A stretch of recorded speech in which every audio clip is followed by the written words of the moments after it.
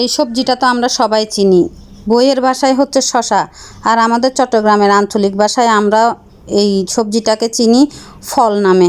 আজকে ফল রান্নার রেসিপি আপনাদের সাথে শেয়ার করব, যেটা চট্টগ্রামের মানুষের জনপ্রিয় একটি খাবার। আসসালামু আলাইকুম বন্ধুরা, কেমন আছেন সবাই? চলুন দেখে নেওয়া যাক এই রান্নার জন্য কি কি উপকরণ লাগলো। প্রথমে আমি মসুর ডালটা আধা ঘন্টার জন্য ভিজিয়ে রাখলাম। শশাটা কেটে ভালোভাবে ধুয়ে নিলাম। মসুর ডালটাও ধুয়ে পানি ঝরিয়ে নিলাম। অন্যদিকে পরিমাণ মতো পেঁয়াজ কেটে নিলাম, রসুন, কাঁচামরিচ আর ধনিয়া পাতা কেটে নিলাম। এই শশাটা আপনারা চাইলে চিংড়ি মাছ দিয়েও রান্না করতে পারবেন। আমি চুলায় একটা পাতিল বসিয়ে দিলাম, পাতিলে পরিমাণ মতো তেল দিয়ে দিলাম। তেলটা গরম হয়ে গেলে আমি প্রথমে রসুনটা দিয়ে দিব।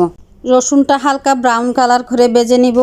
রসুনটা হালকা ব্রাউন কালার করে ভাজা হয়ে গেলে আমি পেঁয়াজটা দিয়ে দিব। পেঁয়াজটাও মিনিট দুয়েক ভেজে নিব। পেঁয়াজটা মিনিট দুয়েক ভাজার পরে আমি দিয়ে দিলাম স্বাদ মতো লবণ, আর দিয়ে দিব আধা টেবিল চামচ পরিমাণে হলুদের গুঁড়া, 1 টেবিল চামচ পরিমাণে মরিচের গুঁড়া, আর দিয়ে দিব 1 টেবিল চামচ পরিমাণে ধনিয়ার গুঁড়া।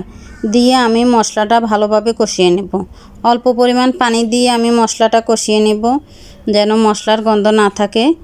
মশলাটা কষানো শেষ হয়ে গেছে, এখন আমি ডালটা দিয়ে দিব। ডালটা দিয়ে আমি মিনিট 3 মশলার সাথে ভালোভাবে রান্না করে নিব। মিনিট 3 পর আমি অল্প পানি দিয়ে ডালটা কষিয়ে নিব। এই রান্নাটি আমাদের চট্টগ্রামের মানুষ খুব পছন্দ করে। যখন গরমের দিন আসে তখন শশা এই তরকারিটা আমাদের চট্টগ্রামের মানুষের ঘরে ঘরেই থাকে। আমাদের আঞ্চলিক ভাষায় আমরা ফল বলে থাকি। দোকানদার বা সবজি বাজারে গিয়ে ফল বললেই আমাদেরকে এই সবজিটা দেয়। এক এক জেলার এক এক আঞ্চলিক ভাষা তো থাকে। আপনাদের ভাষায় এই সবজিকে কী নামে পরিচিত সেটা কমেন্টে জানাবেন। ডালের সাথে শশাটা দিয়ে দিব। শশাটা দিয়ে অল্প পরিমাণ পানি দিয়ে আমি মিনিট 3 রান্না করে নিব। এই সবজিটা আমাদের শরীরের জন্য খুবই উপকারী, আর ডাল দিয়ে রান্না করলে তো খুবই ভালো লাগে খেতে। ডাল আর শশাটা কষানো হয়ে গেছে, এখন আমি পরিমাণ মতো পানি দিয়ে রান্না করে নিব মিনিট 10।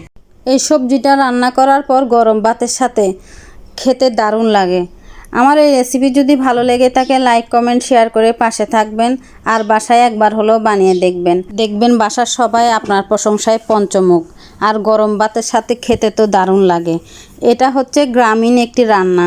গ্রামের রান্না তো সবসময় ভালোই হয়, আর মাটির চুলায় রান্না করলে তো আরও ভালো। আমার রান্নাটা প্রায় শেষ হয়ে গেছে। লবণটা চেক করে একটু লবণ দিয়ে দিলাম কয়েকটা কাঁচামরিচ আর একটু ধনিয়া পাতা দিয়ে আমি তরকারিটি চুলার থেকে নামিয়ে নেব।